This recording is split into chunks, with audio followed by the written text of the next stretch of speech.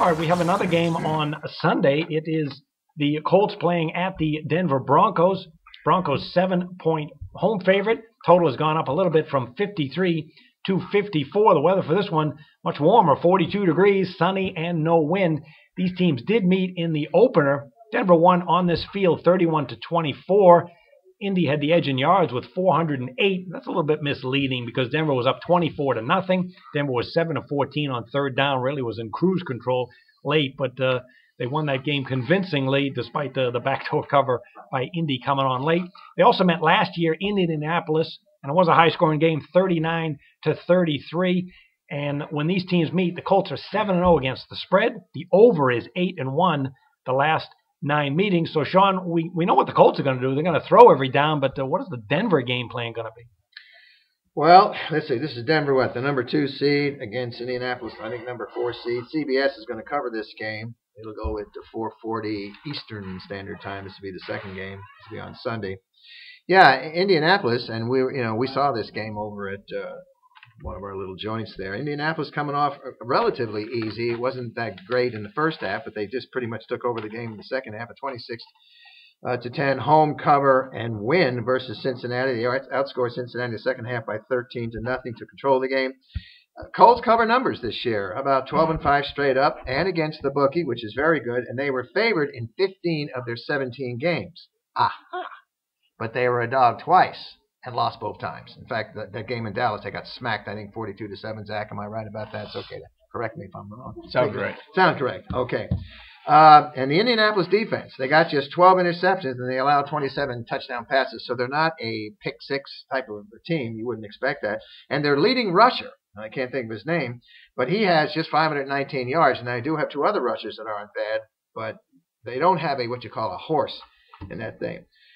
It goes the way quarterback luck goes. The question is, and I remember his father years ago when he played at West Virginia, and he was with the Oilers for a while when I was down in Houston. But, of course, we didn't hang around in the same circles. So Denver, they know what they have to do. You pretty much have to get to luck.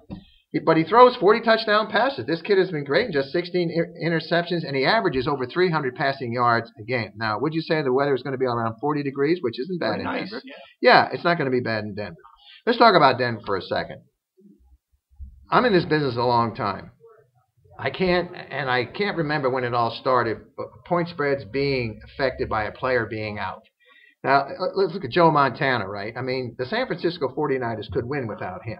He was great, and he's a Hall of Famer, and he won 3 Super Bowls, but look who they came up with. Steve Young, another great quarterback. And then there were guys in between, like remember Elvis Gerback? I mean, quarterbacks have always played well in I can't think of that coach, San Francisco coach. Walsh. Yeah, Bill Walsh's system. He was with the Cincinnati Bengals back in the 70s and developed a quarterback named Kenny Anderson who made it to the Super Bowl against the 49ers. This is back in 1980, a little history here.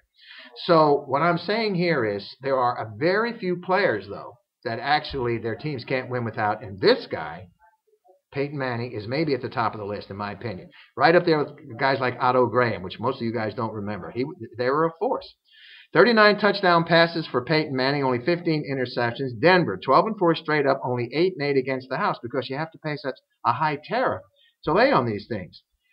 Favored in every game, of course. 8-0 straight up in the house by 14.62, but just 4-4 against the bookie at home. Let's talk about this thing with Manning and maybe arm strength and he's losing it, something like that. He's had 2 weeks off, and he's what is he, 38 years? Yeah. And this is going to be really his only shot. I think, in my opinion. This is it for him to try and get that Super Bowl after that disaster last year. If you're Indianapolis and that defensive coordinator, what do you got to do, right? It's like the Green Bay game. You got to stop one guy, and you got to get to him fast and hit him. Now, it's not going to be the same weather conditions, and I see this game kind of like I see the Dallas game. Indianapolis hasn't demonstrated to me that they can step up. But in this situation, I think they can stay inside this number. It's not a ringing endorsement of this team. So, Zach, I think Indianapolis can hang around. Obviously, they can't make mistakes. I mean, Denver can turn the ball over a couple of times and still blow this team out. But if Indianapolis makes any kind of mistakes like that, they're going to get hung up there in Denver. So they're going to have to play efficient football. The passing attack, the weather should be decent enough for that. Wes Welker's never been one of my favorite guys. He's dropped a couple of passes. I think it cost New England the Super Bowl one year and a playoff game the following year. So I'm going to lean with Indianapolis in this game. And this is another one that has maybe potential overtime possibilities. It's probably going to be a lot of points scored in this game, but I'm going to lean with Indianapolis plus the points. I think Denver probably win this by maybe 3. I finally got a total out of you. How do you like that? Oh, yeah. Well, I didn't really know you went bad there. Well, I go to you for totals, right? So. Well, the Colts have some very impressive spread trends, 15-6-1 against the spread run when they face the AFC. They're 18-7-1 against the spread, #1 passing offense. However, for this season, the Colts, when they face division winners, 0-4 straight up. When they face playoff teams, 2-4 record. And when they face teams that had 10 wins or more, just 2-5. So, Zach, how do you see this AFC showdown of elite quarterbacks? The playoffs are all about matchups, like I was saying last week, and I really like Pittsburgh's chances if they got to face Denver this week, but that didn't happen. So now we have the Colts in there, and I think it's a big-time advantage for Denver.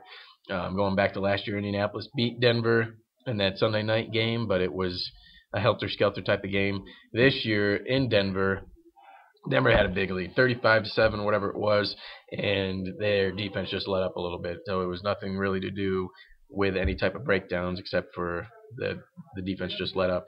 I think that game is going to help them out to realize they need to play 4 quarters against Andrew Luck. You look at Andrew Luck's history, he's been down big in a lot of games, but he can get that arm going in a quick snap in 1 quarter and get his team back in the game. We're talking about that Kansas City game. Yep, that's one of them. He's done it a few times, but I think this is that game was a rude awakener for this Denver team collectively. And I think they have just too much on their side as far as personnel.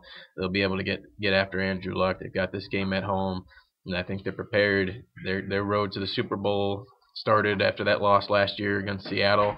But I think this one is going to be a landslide win for them. And Andrew Luck, when he gets down, he has a tendency to either lift his team back or he starts pressing like Brett Favre did with his poor throws. And I think we're going to see one of those press-type games from Andrew Luck.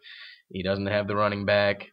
I'm not sure what Trent Richardson's status is this week, but does it even matter? No, but the guy they picked up off the street, he had a solid game last week, but that's wait, wasn't he isn't he a Heisman? No. It was a high draft pick, but that's about it. Yeah, Richardson, yeah. But the Huron guy, he's filling in, but he's not going to be an adequate guy to lift this team in the playoffs. We're talking about the playoffs right now. The wild card round was completely different. And I just think they're putting too much on Andrew Luck. The success against Denver, that first game, was the 2 tight ends split out with Allen and the other tight end, Fleener. Denver will limit that this week. They'll force the Colts to throw it deep to Reggie Wayne or T.Y. Hilton, and I think they can shut both of those guys down. And I don't see them stopping Denver's offense at all this week. So the total, it could get ugly. We might see Brock Osweiler in there in the game in the 4th quarter. Brock Osweiler. And let Peyton Manning. You actually know who that backup is? I was going to lay that on you as a trivia question. Does anybody know who the Denver backup is? And here he comes up with it. ASU, I've got a pretty. I know. I was going to say, yeah, you'd know. But you know him too. No? But Denver 7.5. That's one of those, when you see that half point, sometimes it gets in your head like I should take the underdog, and it almost did on this one for me. But I think it's 7 now. Pretty 7, pretty solid. Yeah. But you have to buy the hook if you want to get it. So. Yeah, all season long, Denver wouldn't cover these type of lines, but I think this is the one where they get it done, and they get it done in a big way, and they start looking like the team of a season ago that was covering these type of numbers with ease. And I really think it's just one of those meetings that the matchups are just right, and Denver's going to roll in this one. Has blowout written all over it? Whoa. Yeah. Well, for the first time all season, I will take a look at the total in this game. 42 degrees, sunny, and no wind, and Peyton Manning and Andrew Luck going at it. Over. As Zach mentioned, the Colts really don't have any balance. It's all on Luck's shoulders. 40 touchdowns, 16 interceptions. Manning has sizzling numbers despite that late season going to the ground game at 34 TDs, 9 picks. And you got a Colts defense I think is very suspect. Colts are 10-4 over the total when they go on the road. Denver has tons of weapons. When they play against teams with winning records, Denver's 31-10 over the total. Finally, here at home, Denver 33-13-1 over the total. I see an offensive shootout.